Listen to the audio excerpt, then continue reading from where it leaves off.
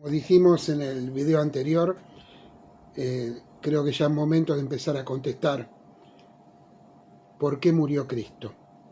Hay una preciosa historia que leí hace mucho tiempo, donde un chino, en la época de la China comunista y de la persecución, estoy hablando de fines del siglo XIX, la época de Hudson Taylor y tantos misioneros que fueron a la China, un chino relató su conversión. Cuando él le preguntaron cómo se había convertido, él dio a entender esta figura. Él dijo, yo estaba caído en un pozo, me estaba ahogando prácticamente, el barro me tapaba casi todo el cuerpo y estaba clamando por alguien a quien recurrir, quien me pudiera ayudar. Dice que cuando él estaba en el pozo apareció desde arriba un anciano venerable que lo miraba atentamente y el hombre le dijo, estás en un lugar muy desagradable. Y este hombre chino le contestó, sí, lo es. ¿Puede usted ayudarme a salir? Y el hombre le contestó, yo soy Confucio.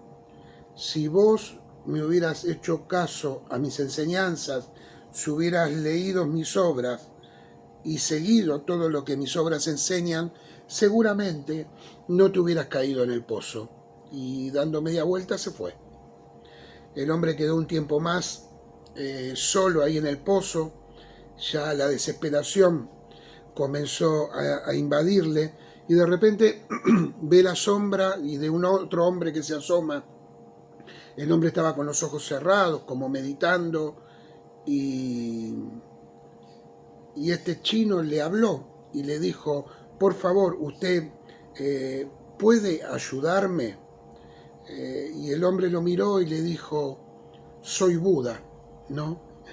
Y le dijo, cerrá tus ojos, le dijo al hombre, olvídate de vos mismo, olvídate de tu problema, no pienses en las cosas desagradables, pensá en lo bueno, medita y vas a tener descanso como lo tengo yo. Pero eso lo puedo hacer cuando salga del pozo, ahora me estoy muriendo, le dijo este chino a Buda. ¿Qué hago mientras tanto? Cuando volvió a mirar, Buda se había ido. Ya pensando que iba a morir, otro hombre se acercó. Dice que cuando lo vio que era una persona distinta, que su rostro tenía las marcas del dolor. Y este hombre le dijo, ¿podés salvarme? ¿Tengo salvación? ¿Podés ayudarme? Dice que este hombre lo miró y bajó al pozo. Se metió en el pozo con él y desde ahí lo tomó en sus brazos y lo subió y pudo sacarlo del pozo. Cuando este hombre quiso agradecerle, le dijo, descansa y hace una cosa, no te caigas más, pero ahora vamos a andar juntos. Vamos a andar juntos para que vos no te caigas más. Y el chino dijo, desde ese día, el que se embarró conmigo, el que bajó al pozo, anda conmigo todos los días. De esa manera, este hombre chino contaba su experiencia de salvación. Nadie pudo, solo Cristo pudo. Él se embarró, hermanos. Él se hizo hombre. Él vino a morir por nosotros en la cruz del Calvario. Esa es la gran diferencia, ¿no? Las filosofías, las historias, el conocimiento humano, el adquirir placeres o poder o dinero, no nos saca del pozo. Tuvo que venir alguien para sacarnos levantarnos en sus brazos y salvarnos. Él vino a salvar, a rescatar, a encontrar lo que se había perdido. Y lo que se había perdido éramos nosotros. Nosotros estábamos perdidos. Entonces, ¿por qué murió Cristo? ¿Era necesario que Él muera? Bueno, Él lo decía, Él lo enseñó. Si vamos a Marcos capítulo 8, versículo 31, hemos leído un pasaje paralelo a este, dice que comenzó a enseñarles que le era necesario al Hijo del Hombre padecer mucho y ser desechado por los ancianos, por los principales sacerdotes y por los escribas, y ser muerto y resucitar después de 3 días. Ahí después aparece que Pedro empieza a reconvenirlo y a decirle, pero no, Señor, esto no te puede pasar. Y ahí es cuando el Señor Jesús le contesta, quítate delante de mí, Satanás, porque pones la mira en las cosas de Dios, no pones la mira en las cosas de Dios, sino en la de los hombres. Cristo vino a morir y nada iba a detener que Él vino a morir por nosotros. Él enseñaba que vino a morir. Él lo declaraba, lo decía y decía algo importante. Es necesario. Fíjense que en el texto aparece la palabra necesario al Hijo del Hombre padecer mucho. Hay otro texto en Lucas, en el Evangelio de Lucas, en el capítulo 9, versículo 22, dice, es necesario que el Hijo del Hombre padezca muchas cosas y sea desechado por los ancianos, por los principales sacerdotes y por los escribas, y que sea muerto y resucite al tercer día. La palabra necesario. ¿Por qué murió Cristo? Porque era necesario. Era la forma para salvarnos. 100% hombre, 100% Dios. Él murió por nuestros pecados, pagó como hombre y fuimos salvados por Dios, por nuestro Señor.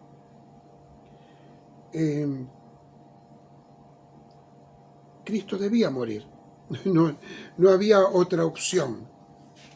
Se debía cumplir la justicia de Dios.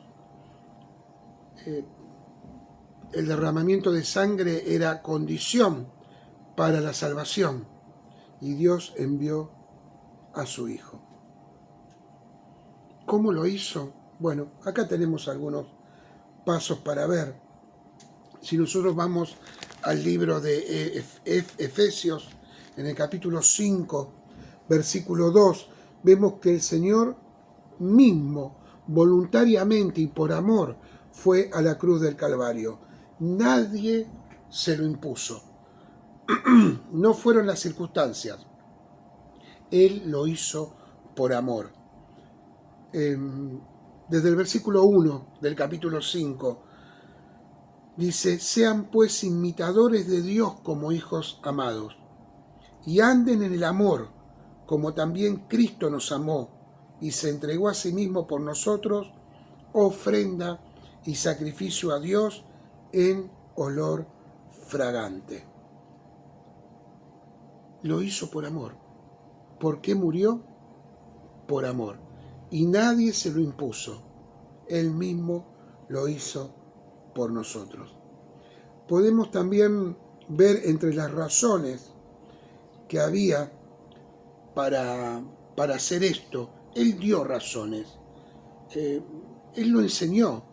No está la Biblia vacía de razones para que nosotros podamos entender por qué Cristo murió por nosotros. Vamos al Evangelio de Juan. Evangelio de Juan en el capítulo 12. Juan 12, versículo 27. Dice, ahora está turbada mi alma. Vemos acá el gran dolor y turbación del Señor Jesús. ¿Y qué diré? Padre, sálvame de esta hora, mas para esto ha llegado a esta hora. Para morir había nacido. Esa era la hora, ese era el propósito que Él tenía para nosotros. Ese era el objetivo de su vida terrenal, morir por nuestros pecados, que no era fácil. Fíjense que dice, ahora está turbada mi alma. No fue fácil, no fue un trámite para el Señor Jesús. Él sufrió las mismas dolencias y dolores que nosotros en cualquier circunstancia semejante a esa.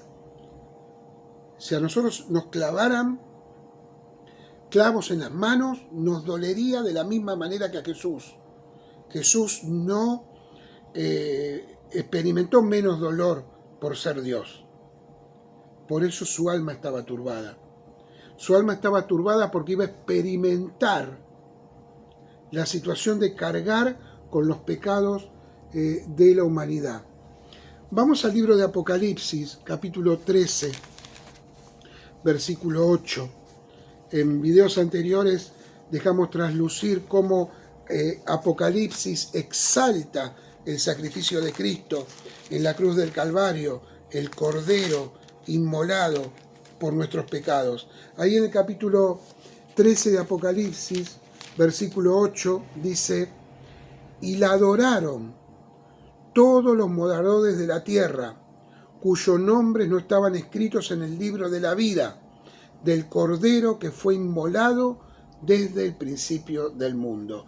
Fíjense el propósito. Él tenía un propósito eterno para morir por nosotros en la cruz del Calvario. Y también, hermanos, Jesús muere en la cruz por obediencia, para obedecer la voluntad del Padre. Ahí en el Evangelio de Mateo, cuando él está hablando de su muerte, él dice algo muy, muy importante. Mateo capítulo 26, versículo 52. Mateo 26, 52. Dice, entonces Jesús le dijo, vuelve tu espada a su lugar, porque todos los que tomen espada a espada perecerán. ¿Acaso piensas que no puedo orar a mi Padre y que Él no me daría más de 12 legiones de ángeles? Pero cómo entonces se cumplirían las Escrituras de que es necesario que así se haga. O sea, Él podría haber rogado al Padre, pero ¿cómo se cumplirían las Escrituras? Él lo hizo por obediencia a la voluntad del Padre. Sigamos leyendo un poquito más los Evangelios, y ahí vemos también en el Evangelio, en el Mateo 26, en el versículo 38 y 39, muy cerquita de donde hemos leído, dice, entonces Jesús les dijo, mi alma está muy triste, hasta la muerte, quedaos aquí y velad conmigo. Yendo un poco adelante, se postró sobre su rostro orando y diciendo, Padre mío, si es posible, pasa de mí esta copa, pero no sea como yo quiero, sino como tú quieres. Él siempre estaba pensando en la voluntad del Padre. Y también él debía morir para cumplir las profecías. En el Evangelio de Lucas, capítulo 24, Lucas 24, vemos este pasaje, vemos que él fue a la cruz del Calvario también porque Dios lo había prometido, porque estaba predicho y Dios cumple sus promesas. Entonces vemos en el capítulo 24 de Lucas que dice en el versículo 44, y estas son las palabras que os hablé, estando aún con vosotros, que era necesario que se cumpliese todo lo que está escrito de mí en la ley de Moisés, en los profetas y en los salmos. Entonces les abrió el entendimiento para que comprendiesen las Escrituras, el Antiguo Testamento, y les dijo, así está escrito, y así fue necesario que el Cristo padeciese y resucitase de los muertos al tercer día. Estaba citando prácticamente Isaías capítulo 53. O sea, murió Cristo y resumimos. Primero, la necesidad estaba impuesta por él mismo. Era su destino, era su ministerio. Para eso había venido a la tierra, para eso se hizo hombre. Para cumplir el propósito eterno, para obedecer la voluntad del Padre y para cumplir las profecías. Por todas esas cosas, el Señor murió por nosotros. Vamos a mirar un poquito más sobre la naturaleza de la muerte de Cristo. ¿En qué consistió su muerte? ¿Fue la muerte de Cristo exactamente igual en todos los aspectos a nuestra propia muerte?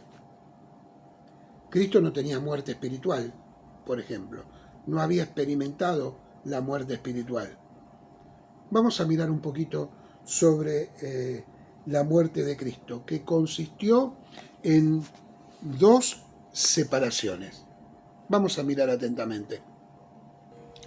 Cuando hablamos de separación, estamos hablando de dos tipos de separación que suceden en la muerte. Jesús cumplió con las dos separaciones que cumplimos nosotros, pero de manera diferente. Vamos a ver dónde está la diferencia. Veamos lo que es la separación con respecto a las experiencias de la muerte. La primera es la separación de Dios. La muerte que experimentó el ser humano fue por el pecado. Se llama muerte espiritual, separación de Dios. Lo podemos ver en el capítulo 2 y 3 del Génesis. Vamos a leer un solo versículo para que nos aclare. Cuando el Señor advierte de que puede haber una muerte espiritual por el pecado. En el capítulo 2, versículo 17 de Génesis dice, mas del árbol de la ciencia del bien y del mal no comerás, porque el día que de él comieres, ciertamente morirás. Nosotros sabemos que Adán y Eva no murieron físicamente en el momento que comieron del árbol del fruto del árbol del bien y del mal, pero sí murieron espiritualmente. Entonces la primera separación es una separación espiritual, una separación de Dios. La segunda separación es la separación que existe entre el cuerpo y el espíritu. Cuando somos separados, cuerpo y espíritu, y eso sucede en la muerte física. Vamos a seguir en el libro de Génesis, y ahí en el libro de Génesis se nos cuenta un momento donde se nos explica un poco esto, cuando habla de la muerte de Raquel. Fíjense, Génesis capítulo 35, versículo 18 al 19. Y aconteció que al salírsele el alma, pues murió, llamó su nombre Benoni, mas su padre lo llamó Benjamín. Y así murió Raquel, y fue sepultada en el camino de Éfrata, la cual es Belén. ¿Qué sucedió con Raquel? Se le salió el alma del cuerpo. Eso es la muerte física. Se separa el alma del cuerpo. Esta última muerte física para nosotros es el resultado de la primera muerte, la muerte espiritual. Si no hubiéramos caído en la muerte espiritual, no experimentaríamos la muerte física. Vamos a seguir mirando un poquito más. Pero aclaremos esto, la muerte de Cristo incluyó estas dos experiencias. La experiencia de la separación de Dios la incluyó también Cristo. Miremos, Mateo capítulo 27, versículo 46. Cerca de la hora novena, Jesús clamó a gran voz, diciendo, Elí, Elí, lama sabactani, esto es, Dios mío, ¿por qué me has desamparado? Citando el Salmo 22, versículo 1. Jesús experimentó esa muerte, esa separación por cargar con el pecado de todos nosotros. Fue un instante doloroso para el Señor que lo llevó a clamar profundamente, Dios mío, ¿por qué me has desamparado? Esto es un misterio, como tantos misterios que hay en la Biblia, en la palabra de Dios. Ningún hombre puede profundizar tanto y llegar a una conclusión exacta de cómo fueron las cosas, ¿no?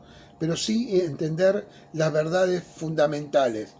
El Hijo uno, eterno con el Padre, la segunda persona de la Trinidad, indisoluble, Padre, Hijo y Espíritu Santo, ¿cómo puede experimentar el desamparo de Dios Padre? Increíble, difícil, imposible de que con nuestra cabecita podamos ir hasta tanta profundidad. Es algo que está fuera del alcance de nuestro entendimiento y de nuestra cabecita, como les decía. Recuerdo una anécdota que relató Agustín de Hipona, uno de los primeros cristianos, padres de la iglesia. Él iba caminando por una playa porque había estado escribiendo un tratado sobre la Trinidad y su cabeza explotó. No podía entender la maravilla de la Trinidad. Él quería encontrarle explicaciones a todo y era muy difícil. Entonces él sale a caminar por la playa y en esa playa él a lo lejos ve un niño que iba desde una punta de la playa hasta la orilla del mar. Después volvía. Y a medida que se acercaba vio que este niño tenía una especie de balde en la mano, donde iba a la playa, cargaba el agua del mar y la llevaba hacia donde él estaba. Cuando se acercó vio que lo que estaba haciendo el niño era llevar agua del mar y volcarla en un pozo que él había hecho muy grandecito para la edad que él tenía, ese pozo, y cargar el agua. Cuando Agustín se le acercó, le preguntó, ¿pero qué es lo que estás haciendo? Y el niño le dijo, quiero cargar toda el agua del mar en el pozo. Y Agustín lo miró y se rió y le dijo, pero eso es imposible, no podés cargar toda el agua del mar en el pozo. Y el niño lo miró y le dijo, y vos no podés llenar toda la profundidad de Dios en tu cabeza. Agustín se quedó, siguió caminando y cuando dio vuelta el niño no estaba más. Es la historia que él cuenta, como para explicar que hay cosas que no vamos a entender, porque las cosas ocultas pertenecen a Dios, pero sí creer la verdad fundamental. ¿Cuál es la verdad fundamental? Él tomó nuestro lugar. Él fue el sustituto por nosotros, por nuestro pecado. Él tuvo que pasar la oscuridad, solo y desamparado por Dios, para poder salvarnos. La muerte de Cristo nos permite a nosotros hoy decirle a Dios, Padre. Él experimentó esa muerte de de soledad, de separación con el Padre, y también el dolor físico de la muerte y la muerte de cruz. Sigamos mirando un poquitito más cuál es el significado de la muerte de Cristo. Hay varios significados que podemos ver. ¿Cómo interpretamos su muerte? ¿Qué nos enseña su muerte? ¿Qué sucedió en su muerte? ¿Qué fue su muerte? Hay varios términos e ideas que aparecen en la palabra de Dios con respecto a la muerte de Cristo. La primera la tenemos en el Evangelio de Marcos. Marcos capítulo 20. Ahí en Marcos capítulo 20, en el versículo 28, podemos leerlo, nos muestra un poquito uno de esos términos e ideas que nos ilustran un poco lo que es la muerte de Cristo.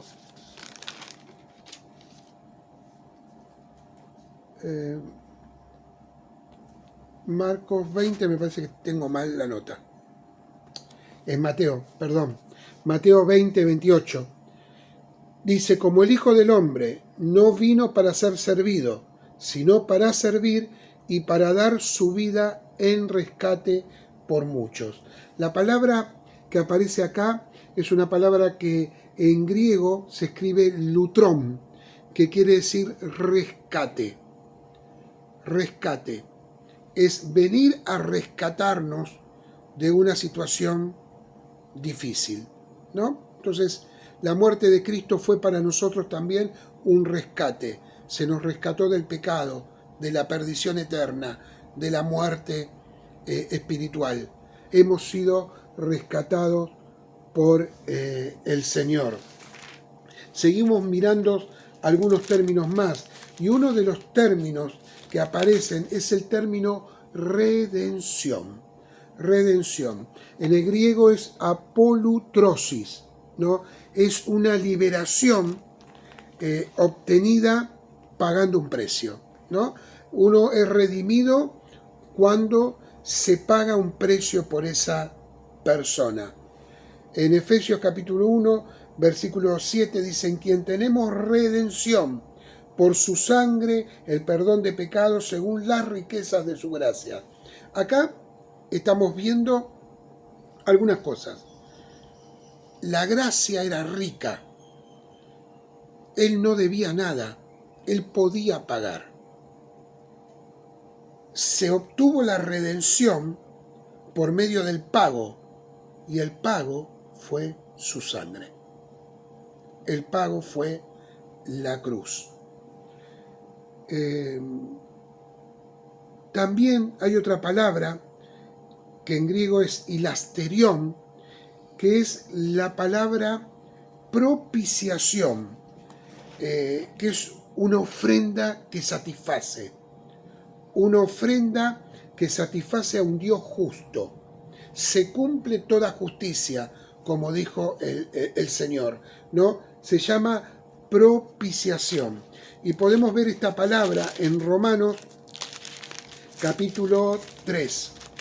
Romanos capítulo 3, versículo 25. Romanos 3, 25 dice, a quien Dios puso como propiciación por medio de la fe en su sangre para manifestar su justicia a causa de haber pasado por alto en su paciencia los pecados pasados. Propiciación, aplacar, hacer aceptable, todo por medio de una ofrenda, de un sacrificio. El Señor aceptó el sacrificio de Jesús en la cruz del Calvario. El Padre dijo, bueno, lo acepto. Por eso Él pudo decir, consumado es. El sacrificio ha sido aceptado. Han sido redimidos, rescatados, han sido salvos. El propiciatorio, desde donde viene la palabra propiciación, era el lugar en que en el tabernáculo o luego en el templo el el sumo sacerdote rociaba en el lugar santísimo la sangre del sacrificio. Entonces, a través de la sangre, cuando Dios veía la sangre, ese sacrificio era aceptado. Otra palabra que nos habla del sacrificio de Cristo en la cruz del Calvario es la palabra reconciliación. Dios vino, el Señor Jesús vino a reconciliarnos, y también aparece en Romanos. En realidad en Romanos aparecen todas las palabras que tienen que ver con lo que Dios hizo por nosotros. Romanos capítulo 5, versículo 10. Porque si siendo enemigos fuimos reconciliados con Dios por la muerte de su Hijo, mucho más, estando reconciliados, seremos salvos por su vida. Y en el versículo 11, y no solo esto, sino que también nos gloriamos en Dios por el Señor nuestro Jesucristo, por quien hemos recibido ahora la reconciliación. Entonces, esta palabra catalazo, que significa reconciliar, es cambiar una situación entre dos. Una reconciliación es dos que estaban peleados, dejaron de estar peleados. Dos que tenían una situación económica de deuda, con el pago de esa deuda, volvieron a la situación en la que estaban antes de la deuda. Reconciliar es volver a conciliar. Cristo nos llevó a nosotros al momento anterior en la relación con Dios de haber pecado. Nos justificó, nos reconcilió con el Señor. No es que cambiamos nosotros, no es que cambia Dios, cambia la situación. Nosotros somos pecadores, pero sí nosotros cambiamos de actitud ante Dios. El solo hecho de arrepentirnos nos trae un cambio. No cambia nuestra condición, somos pecadores, pero sí cambia nuestra actitud por medio de la fe y también por medio de la ayuda del Espíritu Santo. Dios no cambia. Dios no tiene sombra de variación. Él nos perdona por medio del sacrificio de Cristo en la cruz del Calvario. Cuando nosotros creemos, cuando nosotros nos acercamos al Señor, Él nos ayuda, pero nuestra condición no cambia. No cambia la condición del hombre, no cambia la condición de Dios. Lo que cambia es la situación. ¿Por medio de qué? Por medio de el arrepentimiento y el creer en el sacrificio de Cristo en la cruz del Calvario. Hay un pasaje que lo explica bien. Si leemos 1 Corintios, a ver si lo tengo bien, 1 Corintios capítulo 5, versículo 9. A ver. No, versículo 19, perdón, 1 Corintios. A ver. 2 Corintios, capítulo 5, versículo 19, dice, vamos desde el 18, y todo esto proviene de Dios, quien nos reconcilió consigo mismo por Cristo y nos dio el ministerio de la reconciliación, que Dios estaba en Cristo reconciliando consigo al mundo, no tomándoles en cuenta a los hombres sus pecados, y nos encargó a nosotros la palabra de la reconciliación. Así que somos embajadores en nombre de Cristo, como si Dios rogase por medio de nosotros, os rogamos en nombre de Cristo, reconciliados con Dios. ¿Se dan cuenta? Él nos reconcilió. Nuestra situación era lo mismo, pero Él no tomó en cuenta nuestra situación. No tomó en cuenta nuestros pecados y nos reconcilió. Seguíamos siendo pecadores, pero hemos sido justificados por el Señor. Entonces, vemos que hemos sido reconciliados, que hemos tenido una propiciación, una redención, un rescate y también una expiación. Pero sobre la expiación vamos a detenernos un poco más. Es una palabra tan preciosa. La palabra es capar, o sea, cubrir, cuando habla del Antiguo Testamento, porque esta palabra tiene una curiosidad. Ha cambiado entre el Antiguo y el Nuevo Testamento. No significa lo mismo en el Nuevo Testamento que en el Antiguo Testamento. En hebreo, capar quiere decir cubrir, pero en el Nuevo Testamento quiere decir quitar. Antes cubría, pero ahora quitaba. El Cordero de Dios que quita los pecados.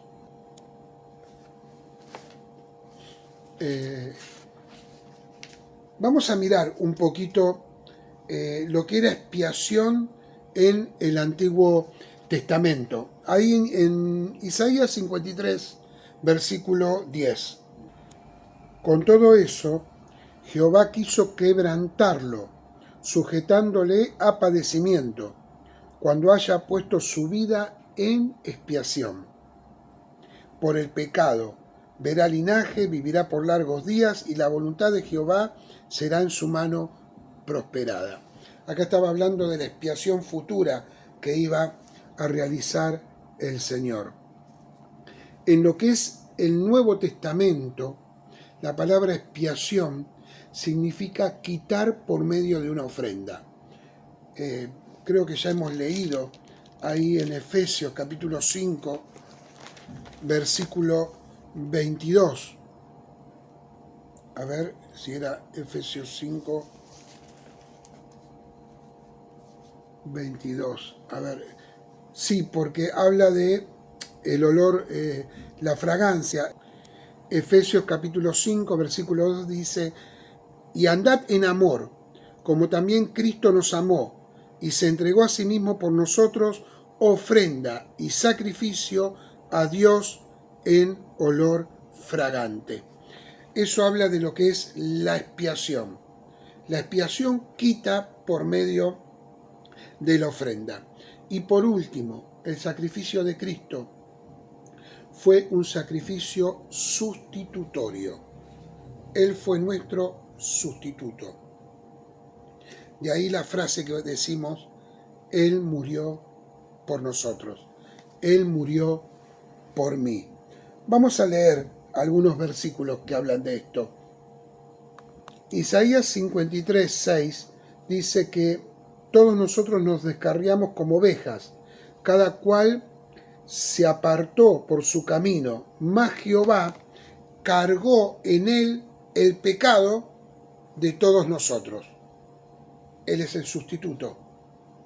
Él cargó el pecado por nosotros. Él murió por nosotros. Él fue nuestro sustituto.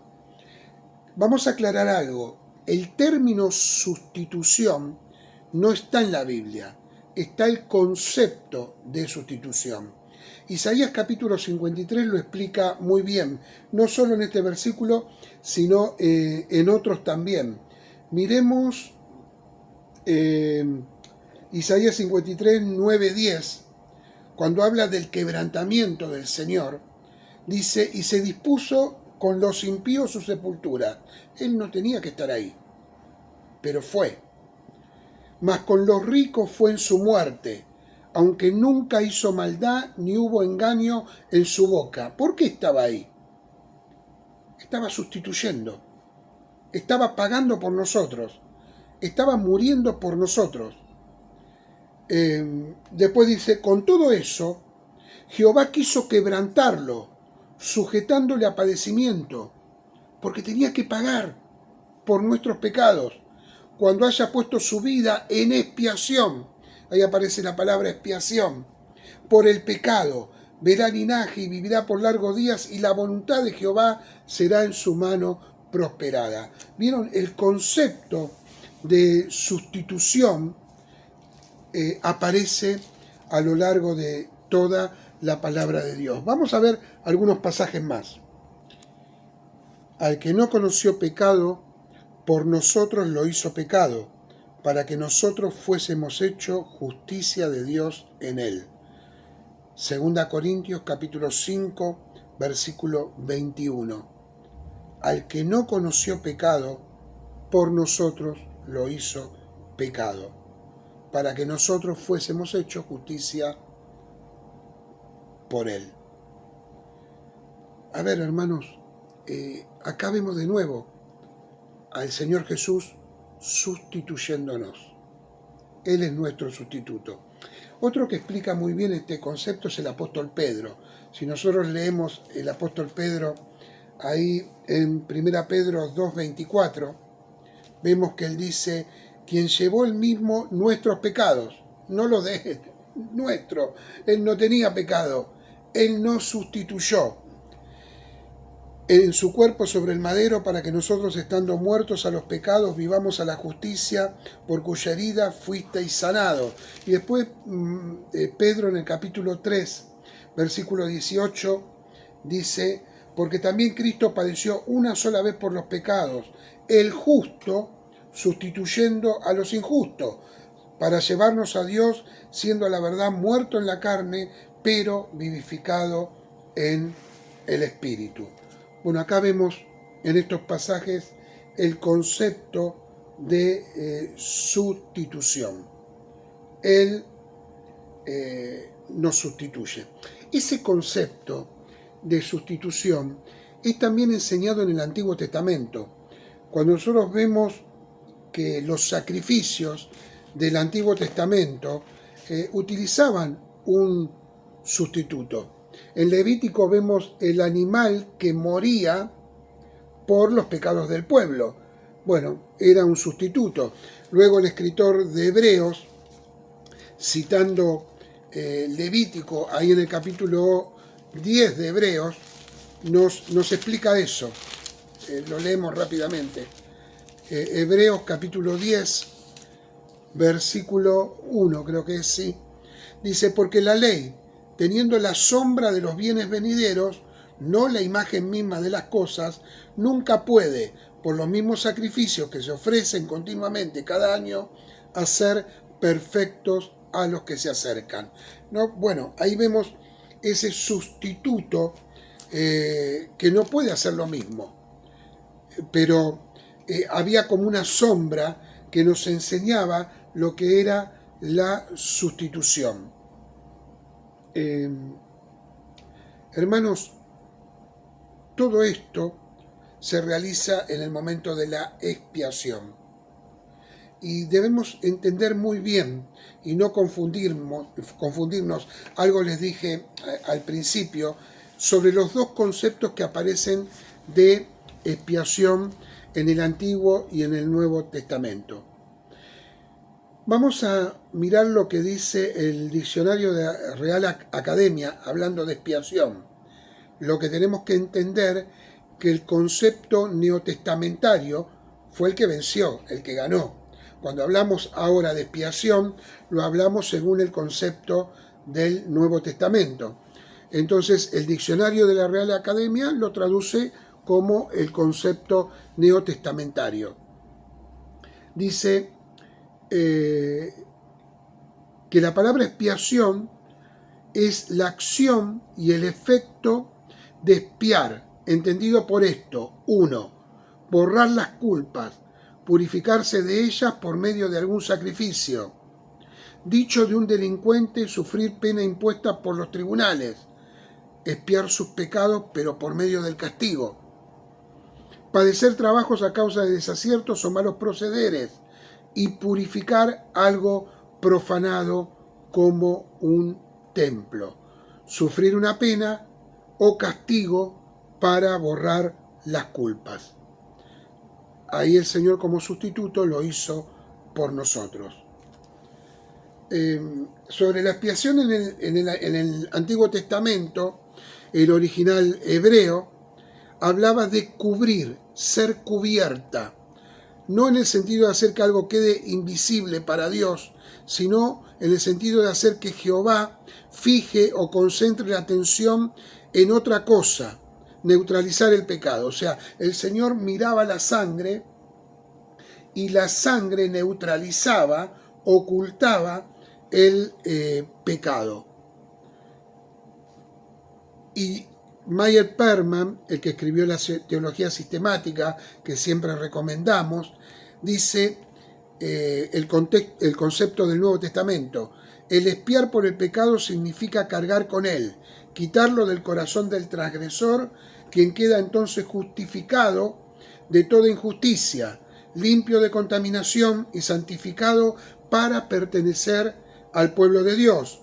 Muere para el pecado con el objeto de vivir para Cristo. Bueno, eso es el concepto de expiación que era necesario que tengamos.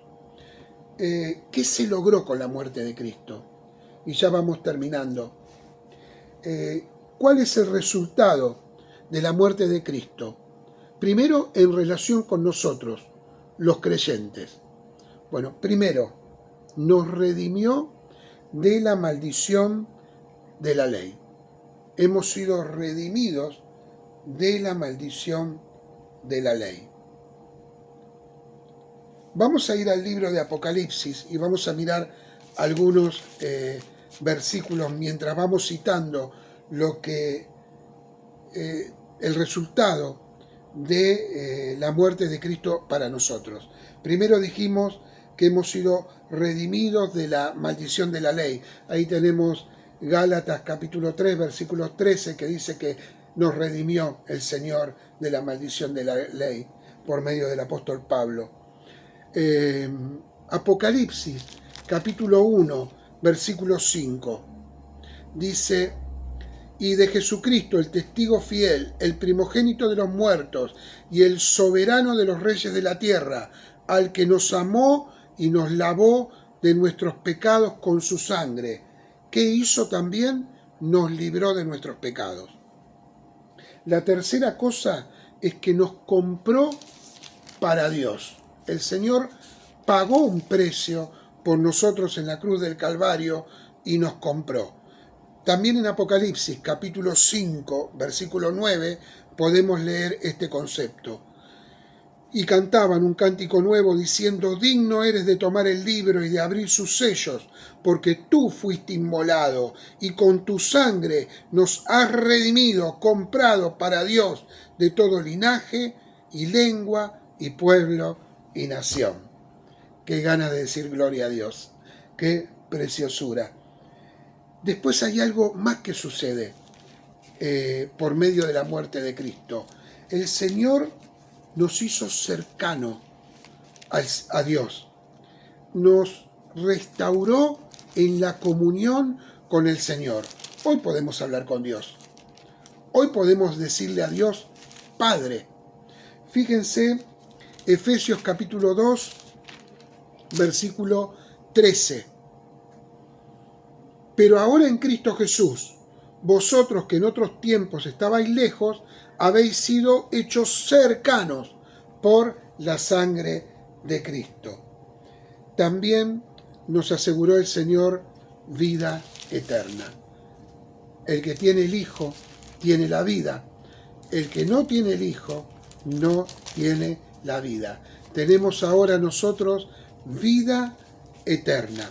Ahí en Primera Tesalonicenses, capítulo 5, versículo 10, dice: quien murió por nosotros, para que ya sea que velemos o que durmamos, vivamos juntamente con Él. Él nos aseguró la vida eterna. Fíjense cuántas cosas hizo el Señor. Y acá tenemos que ir a Romanos. Romanos capítulo 5, versículo 9, para ver otro concepto de la salvación. Pues mucho más, estando ya justificados en su sangre, por él seremos salvos de la ira. El Señor nos justificó, no porque seamos justos, sino que nos puso en la posición de justos. Qué tremendo, ¿no? Sin ser justos, él nos justificó. Hebreos capítulo 10, versículo 10, nos muestra también otro Importante concepto. El Señor nos santificó, nos apartó para Él. Hemos sido santificados. En esa voluntad, Hebreos 10:10, somos santificados mediante la ofrenda del cuerpo de Jesucristo, hecha una vez y para siempre. En Hebreos 10:14 dice que porque con una sola ofrenda nos hizo perfecto para siempre a los santificados. Hemos sido santificados, hemos sido hechos perfectos ante Dios. El apóstol Juan en 1 Juan 1:17 nos dice también que somos limpiados constantemente de todo pecado. Cada vez que vamos al Señor y nos arrepentimos por medio de su muerte, del derramamiento de su sangre en la cruz del Calvario, somos limpiados de nuestros pecados. Su sangre nos limpia de todo pecado. Abrió para nosotros un camino a la presencia de Dios. Seguimos ahí en Hebreos capítulo 10, versículo 19. Así que, hermanos, qué tremendo es esto. Teniendo libertad para entrar en el lugar santísimo, donde en el Antiguo Testamento no podíamos entrar, por la sangre de Jesucristo, por el camino nuevo y vivo que Él nos abrió a través del velo, esto es, de su sangre. Y también nos hizo aptos para vivir con Él toda la eternidad en el cielo. Apocalipsis, capítulo 7, versículo 14. Y yo le dije, Señor, tú lo sabes. Y Él me dijo, estos son los que han salido de la gran tribulación y han lavado sus ropas y las han emblanquecido en la sangre del Cordero. Solo aquellos que están puros, blancos, podrán permanecer en la presencia del Señor. Estaremos preparados para vivir eternamente con Él. Gracias a la cruz, la puerta se abrió, el velo se rasgó. La muerte de Cristo hizo disponible para cada ser humano que crea en Él la salvación. Qué precioso es esto. El Señor Jesús cumplió con el pacto eterno con su Padre. Hebreos capítulo 13, versículo 20. De esa manera, Él engendró una nueva raza espiritual, los redimidos, nosotros. Hebreos capítulo 2, versículo 10. Nos hizo sacerdotes, Hebreos capítulo 9. Nos hizo merecedor, Él fue merecedor de toda la exaltación. ¿Recuerdan? Filipenses capítulo 2, el Señor lo exaltó hasta lo sumo. Por Él y por su sacrificio le fue dado una corona de gloria y de honra, y por eso también nosotros pondremos nuestras coronas a sus pies. Y Él también, por hacer lo que hizo, está lleno de gozo.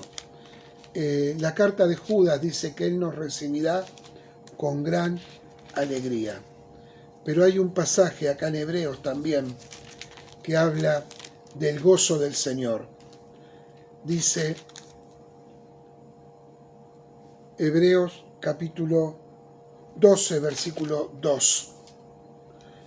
Puesto los ojos en Jesús, el autor y consumador de la fe, el cual, por el gozo puesto delante de Él, al que Él ya ha llegado, sufrió la cruz, menospreciando el oprobio, y se sentó a la diestra del trono de Dios.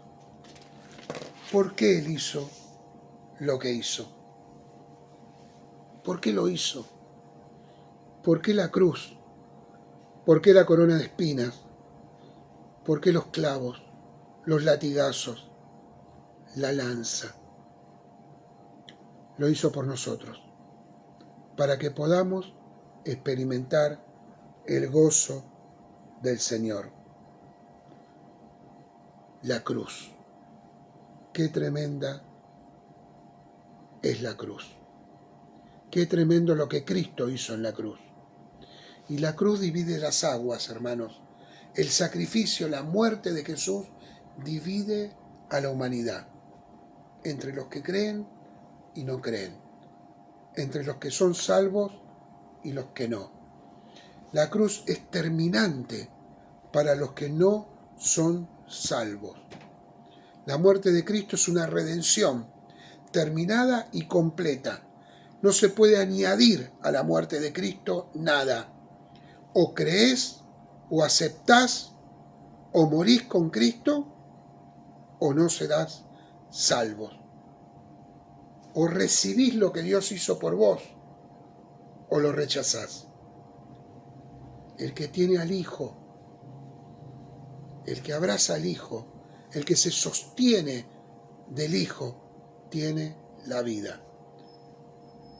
El que no tiene al Hijo, no tiene la vida. Con una sola ofrenda, dice Hebreos capítulo 10, nos hizo perfecto para siempre. No hay otra ofrenda. Cristo no volverá a ser crucificado. Lo hizo una vez y para siempre. La cruz es determinante para el mundo perdido. Más allá de la cruz, lo único que va a quedar es el juicio.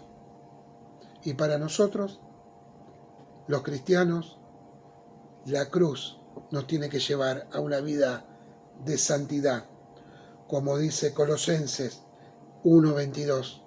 Nos tiene que llevar a una vida de justicia, como nos enseña Romanos en el capítulo 8.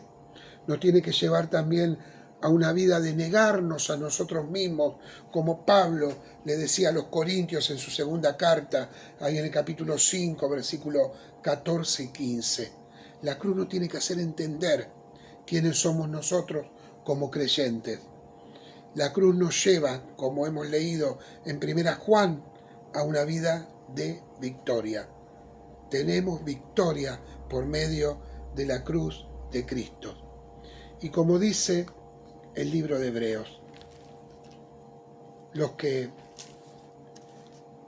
estudiamos en el seminario, los que nos preparamos, los que queremos servir al Señor, la cruz nos lleva también a su servicio, a servirlo. ¿Cómo no amar si Él nos amó primero? Busquemos para terminar Hebreos capítulo 9, versículo 14. Hebreos 9, 14. Cuanto más la sangre de Cristo, el cual mediante el Espíritu Eterno se ofreció a sí mismo sin mancha a Dios, limpiará vuestras conciencias de obras muertas para que sirváis al Dios vivo. Qué fuerza moral en la cruz también. Nos separa del mundo. Pablo decía, llevo la cruz todo el tiempo, porque con Cristo estoy crucificado. Llevo la cruz de Cristo. En la cruz está nuestra salvación y está también nuestro perdón. No podemos ignorarla. No se puede ignorar la cruz. La cruz partió la historia en la mitad. O creemos en el Señor o no creemos en el Señor. Y volvamos a recordar esas palabras de Jesús en la cruz. Palabras tan hermosas. Dios mío, ¿por qué me has desamparado? Nuestro sustituto. Padre, perdónanos, porque no saben lo que hacen. Perdónalos, Señor, nuestro intercesor. Consumado es nuestro Salvador. La cruz de Cristo, la muerte de Cristo en la cruz del Calvario. Murió por nosotros, resucitó al tercer día y está sentado a la diestra del Padre. Gloria a Dios. Que Dios los bendiga.